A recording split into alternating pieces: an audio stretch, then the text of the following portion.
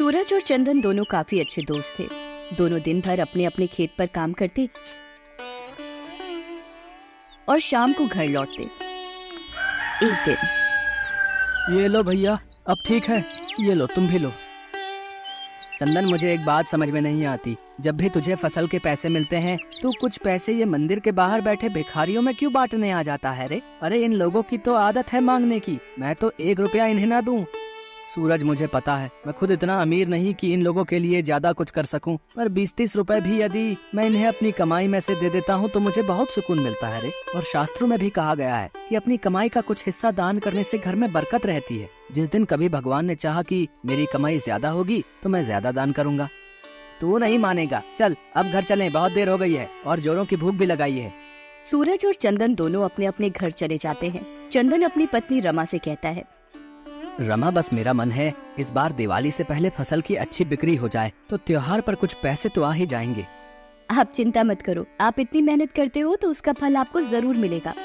बापू, मुझे इस बार दिवाली पर बड़ी वाली फुलझड़ी दिलाओगे ना? बापू, मुझे भी बहुत सारे पटाखे लेने हैं, मेरे दोस्त संजू ने भी बहुत सारे पटाखे खरीदे हैं, रॉकेट, फिरकी, फुलझड़ी, बम, सब कुछ। हाँ हाँ मेरे बच्चों, मैं तुम्हें सब कुछ खरीदूंगा, नए कपड़े, मिठाई, बम, पटाखे, सब कुछ। इस तरह चंदन अपने बच्चों के साथ हंसी खुशी बातें कर रहा था। एक दिन, क्या हुआ चंदन, तू इतना मुंह लटका क्यों आ रहा है? पता नहीं सूरज, इस बार जो फसल उगाई थी उसके दाम बहुत गिर गए हैं रे। कैसे होगा सब कुछ इस बार? अगर सारी फसल बर्बाद हो जाएगी तो। मैं तुझसे कह रहा था कि तू वो फसल मत उगा, वो नहीं बिकेगी, पर तूने मेरी नहीं मानी। अब देख मेरी कितनी अच्छी बिक्री होगी। 4 दिन बाद दिवाली है, मेरी तो दिवाली आराम से बीतेगी।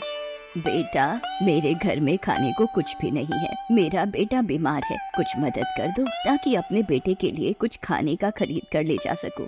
अरे हट बुढ़िया सामने से, पता नहीं त्योहार आते नहीं ये लोग मांगना शुरू कर देते हैं। मैं तो 1 रुपया तुम भिखारियों को ना दूं। ये बात नहीं बेटा, रहने दो, मैं कहीं और से मदद मांग लूंगी। अम्मा, मेरे पास ये 50 रुपए हैं, शायद इनसे तुम्हारी कुछ मदद हो जाए, ये रख लो। जीते रहो बेटा, माँ लक्ष्मी की कृपा तुम पर सदैव बनी रहे। तुम्हारा बहुत बहुत शुक्रिया बेटा। अब मैं इन रुपयों से अपने बच्चे को भोजन खरीद कर खिला सकती हूँ। बेटा, तुमने दिवाली के दिनों में मेरी सहायता की है, इसलिए मैं भी बदले में तुम्हें कुछ देना चाहती हूँ। ये कुछ गेहूं के दाने अपने खेतों में माँ लक्ष्मी का नाम लेकर फैला देना। माँ लक्ष्मी का आशीर्वाद तुम पर बना रहेगा बेटा। अरे ओ, तुझे इतना दानवीर कर्ण बनने का शौक क्यों है रे? तेरी फसल नहीं बिकी, आगे 4 दिन बाद दिवाली है, तेरे खुद के पास खाने को पैसे नहीं है और तू भिखारियों को रुपए बांट रहा है। ज्यादा फालतू उड़ाने का शौक है तुझे, और बदले में मिला क्या? 4 गेहूं के दाने। सूरज, मेरी जेब में रुपए ना होते तो शायद मैं भी नहीं दे पाता, पर इस वक्त एक बूढ़ी अम्मा को पैसों की जरूरत थी और मेरी जेब में 50 रुपए रखे थे, इसलिए मैंने दे दिए। चंदन वो गेहूं के दाने अपनी जेब में रख लेता है और दोनों घर वापस आ जाते हैं। उधर वो बुढ़िया अपने असली रूप में आ जाती है। देवी लक्ष्मी, दिवाली के समीप आने पर पृथ्वी लोक में आपके स्वागत की तैयारियां शुरू हो गई हैं। स्वामी, दिवाली पूजन के दिनों में मेरे सच्चे भक्त अनन्य बार मेरा नाम पुकारते हैं और गरीब बेसहारा लोगों के बारे में जिनके भी मन में दयालुता होती है, उन भक्तों के भंडार भरना मेरा कर्तव्य बन जाता है। दिवाली उत्सव के दिनों में भक्त अपनी भक्ति का प्रमाण देते हैं और मैं अपने भगवान होने का, इसलिए भक्तों की परीक्षा लेना भी मेरा कर्तव्य बन जाता है। देवी लक्ष्मी, ये तो सत्य है, जिस मनुष्य पर भी आपकी कृपा हो जाए वो धन धान्य वैभव से परिपूर्ण हो जाता है और दरिद्रता उसे छू नहीं पाती, और ये उन्हीं के भाग्य में लिखा होता है जो मन से साफ और सच्चे होते हैं। उधर चंदन रमा से कहता है, रमा, मेरी फसल कोई भी नहीं खरीदेगा, मुझे कुछ समझ में नहीं आ रहा है, मैं इस दिवाली पर क्या करूँगा, बच्चों की इच्छाओं को कैसे पूरा करूँगा।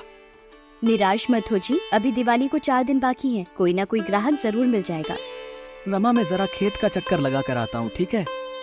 चंदन खेत पर चला जाता है। तभी उसे याद आता है कि उसे बूढ़ी अम्मा ने गेहूं के दाने दिए थे। वह खेत में उन दानों को माँ लक्ष्मी का नाम लेकर फैला देता है और घर आ जाता है। अगले दिन जब सूरज सोकर उठता है तो उसके द्वार पर एक ग्राहक आता है और उस फसल के बारे में पूछता है। चंदन उसे खेत पर ले जाता है। हरी भरी लहराती फसल को देखकर ग्राहक खुश होकर उस फसल को खरीदने के लिए बोलता है।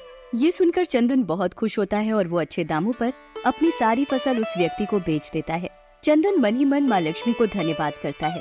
पता नहीं उसके मन में ये विश्वास उठा था कि उसने जो गेहूं अपने खेतों में फैलाए थे वो माँ लक्ष्मी का ही आशीर्वाद था। चंदन खुशी खुशी सारी बात रमा को बताता है। रमा, माँ लक्ष्मी के आशीर्वाद से हमारी सारी फसल बिक गई। माँ लक्ष्मी आपकी जय हो। मैं सूरज को ये बात बता कर आता हूँ, वो जब ये खबर सुनेगा तो बहुत खुश होगा। चंदन सूरज को ये खुशखबरी सुनाने जाता है।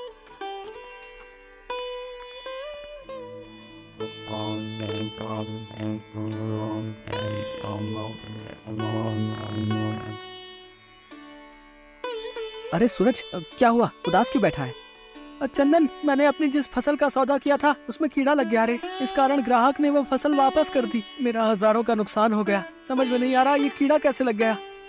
कोई बात नहीं सूरज, तू इतनी चिंता मत कर, मैं तेरे साथ हूँ। तुझे कोई भी परेशानी हो या रुपयों की जरूरत हो तो मुझे बता देना, और दिवाली का त्योहार हम दोनों परिवार एक साथ मनाएंगे। तू परेशान मत हो। चंदन सूरज को बताता है कि उसकी सारी फसल अच्छे दामों में बिक गई है।